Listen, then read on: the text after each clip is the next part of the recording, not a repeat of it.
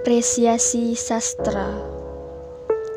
Kata apresiasi berasal dari bahasa Inggris appreciation yang berarti penghargaan, penilaian atau pengertian. Kamus Besar Bahasa Indonesia mengartikan apresiasi sebagai kesadaran terhadap nilai seni dan budaya. Jadi secara leksikal, apresiasi sastra berarti penghargaan atau penyadaran akan nilai dari seni sastra. Sumarjo dan Saini mengetengahkan bahwa dalam hubungan dengan sastra dan peristiwa sastra, apresiasi berarti memahami, menikmati, dan menghargai atau menilai. Agar bisa memahami, menikmati, dan menghargai karya sastra, pembaca harus mengenal dan akrab dengan karya sastra. Sehubungan dengan itu, Effendi mendefinisikan apresiasi sastra sebagai kegiatan menggauli karya sastra dengan sungguh-sungguh sehingga tumbuh pengertian, penghargaan, kepekaan pikiran kritis, dan kepekaan perasaan yang baik terhadap karya sastra. Pengertian-pengertian di atas memberi kita gambaran bahwa apresiasi sastra merupakan rangkaian kegiatan menghargai karya sastra yang meliputi menggauli karya sastra, memahami karya sastra, menikmati karya sastra, dan menilai karya sastra. Apresiasi sebagai menggauli karya sastra memaksudkan bahwa apresiasi sastra menuntut kebiasaan bersentuhan dengan sastra. Menyentuh sastra berarti membaca atau menyimak karya sastra. Dengan membaca atau menyimak, kita bisa memahami apa yang terkandung dalam karya sastra. Dengan memahami bentuk dan isi karya sastra, kita bisa menikmati dan menilai sebuah karya sastra. Minat dan kebiasaan membaca atau reading habit sastra dan menyimak pembacaan atau performansi sastra merupakan syarat fundamental dalam apresiasi sastra. Apresiasi sastra disebut kegiatan memahami karena dalam apresiasi, pembaca mengerahkan kemampuan intelektual dalam mendapatkan makna. Menurut Sujiman, pengertian atas apa yang dibaca atau disimak.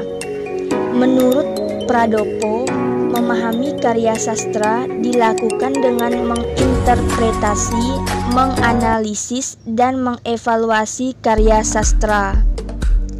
Aktivitas intelektual itu diperlukan dalam upaya memahami unsur-unsur sastra yang bersifat intrinsik atau fakta cerita, suasana cerita, dan tema, maupun yang bersifat ekstrinsik atau pembaca, lingkungan, dan pengarang. Apresiasi sastra disebut kegiatan menikmati karena dalam apresiasi pembaca melibatkan emosi dalam merespon unsur-unsur estetik karya sastra. Realitas atau peristiwa yang disajikan pengarang menimbulkan gejolak perasaan tertentu pada pembaca. Semakin pembaca terlibat dalam dunia khayali yang disajikan pengarang, semakin kompleks emosi yang bermunculan. Seperti dikemukakan Rusyana, apresiasi menimbulkan adalah kegairahan dan kenikmatan pada sastra. Keterlibatan emosi itu membawa pembaca untuk bersikap dan berefleksi terhadap karya sastra, yakni menarik makna atau pesan tertentu dari karya sastra bagi dirinya. Apresiasi disebut kegiatan menilai karena melibatkan penilaian pembaca terhadap karya sastra. Berhadapan dengan karya sastra, pembaca sudah memiliki sikap, pandangan, pengetahuan bahwa kerangka teori tertentu. Dengan bekal itu, pembaca dapat menganalisis atau mengkritisi karya sastra baik dari segi bentuknya, isinya maupun nilai-nilai atau pesan yang disampaikan melalui karya sastra itu. Berdasarkan paparan di atas, dapat dirumuskan sebuah definisi operasional bahwa apresiasi sastra adalah kegiatan menggauli, memahami, menikmati, dan menilai karya sastra sedemikian rupa sehingga tumbuh pengertian, penghargaan, kepekaan, pikiran kritis, dan kepekaan perasaan yang baik terhadap karya sastra. Bentuk-bentuk apresiasi sastra. Pemahaman dan penghargaan terhadap karya timbul dari aktivitas mengakrabi karya sastra. Aminuddin mengetengahkan dua bentuk kegiatan mengakrabi karya sastra, yakni kegiatan langsung dan tidak langsung. Apresiasi sastra secara langsung mewujud dalam kegiatan membaca atau menikmati cipta karya sastra berupa teks maupun performansi. Sederhananya, apresiasi langsung ini berbentuk tindakan membaca atau menyimak, memahami, menikmati, dan mengevaluasi puisi, cerpen, novel, drama dalam bentuk teks maupun penampilan. Apresiasi sastra tidak langsung dapat berbentuk mempelajari teori sastra, membaca artikel yang berhubungan dengan kesastraan, maupun membaca buku atau esai yang memuat pembahasan atau penilaian terhadap sastra. Kegiatan tersebut sangat berguna untuk memperluas wawasan dan meningkatkan kemampuan untuk mengapresiasi sebuah karya sastra. Tingkatan apresiasi sastra. Apresiasi sastra adalah proses mengakrabi karya untuk memperoleh kesenangan dan manfaat dari sebuah karya sastra. Untuk memperoleh kesenangan dan manfaat sebuah karya sastra, apresiator dapat melalui 3 tingkatan apresiasi sastra, yakni tahap simpati, empati, dan refleksi diri. Sanitem 2009. Tingkat simpati. Tingkat simpati adalah tingkatan apresiasi di mana seseorang merasa tertarik terhadap karya sastra dan berkeinginan untuk membaca atau menyimak karya sastra tersebut. Disik dalam Waluyo menyebutkan tingkatan menggemari yakni tingkatan apresiasi di mana keterlibatan batin pembaca belum kuat. Tingkatan empati. Tingkatan empati adalah tingkat apresiasi di mana pembaca mulai bisa ikut merasakan dan terlibat dalam isi dalam karya. Disik dalam Waluyo menyebutnya tingkat menikmati yakni tingkatan apresiasi di mana keterlibatan batin pembaca terhadap suatu karya sastra sudah semakin mendalam. Pada tingkatan empati, pembaca akan ikut senang, sedih, terharu, bahagia, dan sebagainya ketika membaca karya sastra. Pembaca menikmati karya sastra karena merasakan karya sastra dapat menghibur dan bermanfaat bagi dirinya. Dengan kata lain, empati merupakan tingkatan apresiasi yang didominasi oleh pergulatan emosi. Pembaca seolah berada dalam pengalaman yang diceritakan pengarang. Ia dapat merasakan kesenangan, kegembiraan, dan sebagainya seperti dilukiskan pengarang. Dengan imajinasinya, pembaca dapat menangkap dan membayangkan kejadian-kejadian yang dapat dalam karya sastra. Selanjutnya, tingkat refleksi. Tingkat refleksi adalah tingkatan apresiasi di mana pembaca tidak hanya tertarik, atau turut merasakan isi karya sastra saja, tetapi juga dapat berefleksi diri terhadap nilai-nilai yang terkandung dalam karya sastra. Gisik dan Waluyo menyebutnya tingkat mereaksi, yakni tingkat apresiasi di mana pembaca mampu menafsirkan isi karya sastra dan mampu menilai baik buruknya sebuah karya sastra. Tingkat refleksi adalah tingkatan di mana pembaca mulai menyadari bahwa sastra bukan sekedar permainan bahasa atau bunyi bahasa. Sastra ternyata menyediakan sesuatu yang dapat diambil manfaatnya. Dari sastra, pembaca menemukan nilai-nilai hidup tanpa merasa digurui atau diceramahi. Kedalaman refleksi atau kualitas reaksi pembaca terhadap karya sastra ditentukan oleh kedalaman pengetahuan sastra dan kedalaman penghayatan terhadap karya sastra. Semakin mendalam pemahaman akan sastra dan penghayatan terhadap karya sastra, semakin bermutu pula refleksi atau reaksi terhadap karya sastra. Dalam tahap refleksi ini, kemampuan intelektual pembaca bekerja lebih giat karena pembaca tidak hanya puas memperoleh kenikmatan dan menemukan pengalaman, tetapi juga ia ingin tahu mengapa karya tersebut memberinya kenikmatan. Ia berusaha mengungkap hal-hal yang ada di balik karya sastra.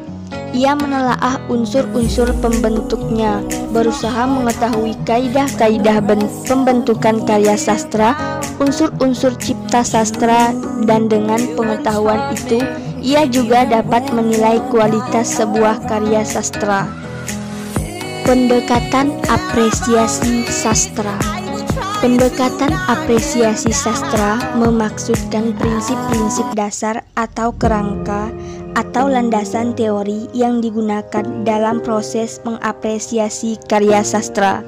Aminuddin menyebut beberapa pendekatan dalam proses apresiasi sastra, yakni pendekatan paraphrasis, pendekatan emotif, pendekatan analitis, pendekatan historis, pendekatan sosiopsikologis, dan pendekatan didaktis.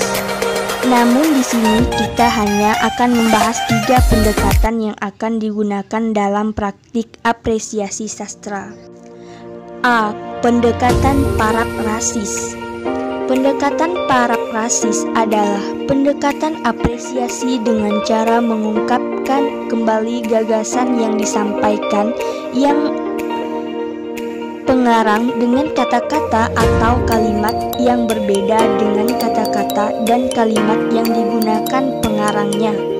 Tujuannya adalah untuk menyederhanakan pemakaian kata atau kalimat seorang pengarang sehingga pembaca lebih mudah memahami kandungan makna yang terdapat dalam sebuah karya sastra.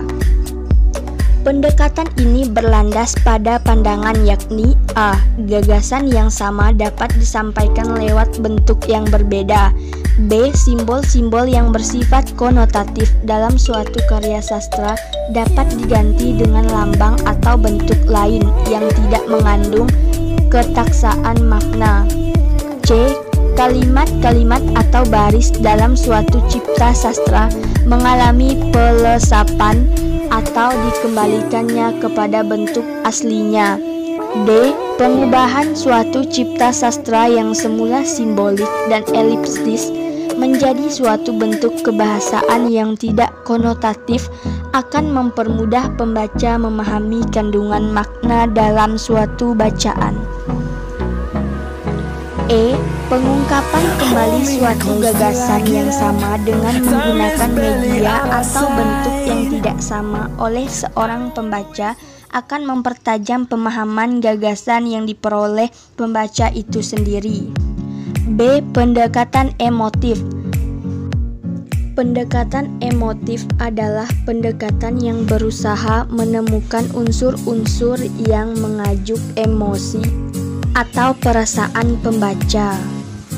Pendekatan ini didasarkan pada pandangan bahwa sastra adalah bagian dari seni yang memberikan hiburan, kesenangan, atau dapat dinikmati. Dengan menerapkan pendekatan ini, pembaca diharapkan dapat menemukan unsur-unsur keindahan maupun emosi-emosi yang terdapat bentuk penyajian pengalaman dalam karya sastra, isi karya sastra maupun gagasan-gagasan yang dikemukakan dalam karya sastra. Dalam pelaksanaan pendekatan emotif, pembaca akan dihadapkan pada pertanyaan seperti, adakah unsur-unsur keindahan dalam karya sastra yang dibaca?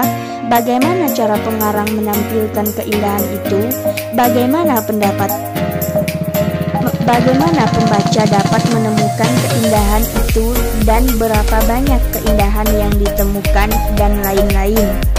Keindahan dalam karya sastra bisa ditemukan pada peristiwa yang disajikan, pola penyajian peristiwa, gaya bahasa, citraan, paduan bunyi, latar, tokoh, dan perwatakan serta unsur-unsur sastra lainnya.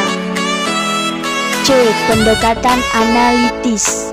Pendekatan analitis adalah pendekatan apresiasi sastra dengan cara memahami gagasan, cara pengarang menampilkan gagasan atau mengimajinasikan ide-idenya, sikap pengarang dalam menampilkan gagasannya, elemen intrinsik, dan mekanisme hubungan dalam setiap elemen intrinsik itu sehingga mampu membangun adanya keselarasan dan kesatuan dalam rangka membangun totalitas bentuk maupun totalitas maknanya. Pendekatan analitis dalam apresiasi sastra didasari oleh pandangan bahwa 1. Karya sastra berbentuk atas elemen-elemen tertentu. 2. Setiap elemen dalam karya sastra memiliki fungsi tertentu dan senantiasa memiliki hubungan antara yang satu dengan yang lainnya meskipun karakteristik masing-masing berbeda. 3. Karena setiap elemen memiliki karakteristik, maka antara elemen yang satu dengan elemen yang lain dapat dibahas secara terpisah, meskipun pada akhirnya setiap elemen itu harus disikapi sebagai suatu kesatuan. Penerapan pendekatan analitis ini dapat diawali dengan membaca teks secara keseluruhan. Selanjutnya, pembaca berusaha menganalisis secara mendalam karya sastra itu dengan pertanyaan-pertanyaan berkaitan dengan unsur intrinsik yang terdapat dalam karya sastra. Misalnya, setelah membaca sebuah cerpen, pembaca mendalami cerpen itu dengan menjawab pertanyaan seperti siapa saja tokohnya, bagaimana penokohannya, bagaimana latarnya, dan lain-lain. Antara unsur-unsur itu dalam mewujudkan sebuah cipta karya. Kegiatan apresiasi dengan pendekatan analitis ini mensyaratkan pembaca memiliki landasan teori tertentu, bersikap objektif, sehingga hasil analisisnya tepat, sistematis, dan diakui kebenarannya oleh umum. Manfaat apresiasi sastra. Sastra adalah karya imajinatif yang dapat memberi hiburan, pengetahuan, dan nilai-nilai kehidupan. Karya sastra bisa dibaca sebagai penghantar tidur atau pengisi waktu luang. Sastra juga menyediakan kata-kata yang indah, nasihat, dan ungkapan bijaksana yang dapat dibagikan di media sosial atau disampaikan kepada orang lain. Membaca sastra memperkaya kosakata dan menambah pengetahuan tentang sesuatu. Hasil bacaan sastra dapat menambah bahan pengajaran seorang guru di sekolah. Para ibu rumah tangga memanfaatkan sastra untuk bahan cerita anak-anak mereka. Seorang penceramah dapat menggunakan sastra sebagai selingan ceramahnya. Singkat kata, mengakrabi sastra banyak manfaatnya untuk manusia. Moody dan Leslie, seperti dikutip Wardani 1981, mengemukakan 6 manfaat apresiasi sastra, yakni A. Melatih keempat keterampilan berbahasa, B. Menambah pengetahuan tentang pengalaman hidup manusia seperti adat istiadat, agama, kebudayaan, dan sebagainya, C. Membantu mengembangkan pribadi, D. Membantu pembentukan watak, E. Memberi kenyamanan, F. Meluaskan dimensi kehidupan dengan pengalaman baru. Sementara itu, Hak 1987 mengetengahkan bahwa apresiasi sastra setidaknya memiliki dua manfaat utama, yaitu manfaat personal dan manfaat edukasi. Apresiasi sastra memberi manfaat personal bagi pembacanya seperti memberi kesenangan, mengembangkan imajinasi, memberikan pengalaman yang dapat terhayati, mengembangkan pandangan ke arah personal kemanusiaan, menyajikan pengalaman yang bersifat emosional. Apresiasi sastra juga memiliki manfaat edukatif seperti membantu perkembangan bahasa, meningkatnya kelancaran kemahiran membaca, meningkatkan keterampilan menulis, mengembangkan kepekaan terhadap sastra. Aminuddin dalam bukunya Pengantar Apresiasi Sastra 2013 mengetengahkan bahwa kegiatan apresiasi sastra memiliki setidaknya 5 manfaat bagi pembaca, yakni 1. Dapat dijadikan pengisi waktu luang, 2. Pemberian atau pemerolehan hiburan, 3. Untuk mendapatkan informasi, 4. Media pengembang dan pemakarya pandangan kehidupan, dan 5. Memberikan pengetahuan nilai sosio-kultural dari zaman atau masa karya sastra itu dilahirkan. Dapat disimpulkan, apresiasi sastra bermanfaat untuk memberikan hiburan, memperkaya wawasan dan pengetahuan pembaca, serta membentuk kepribadian atau kepekaan perasaan dan kehalusan budi pembaca. Sekian, terima kasih.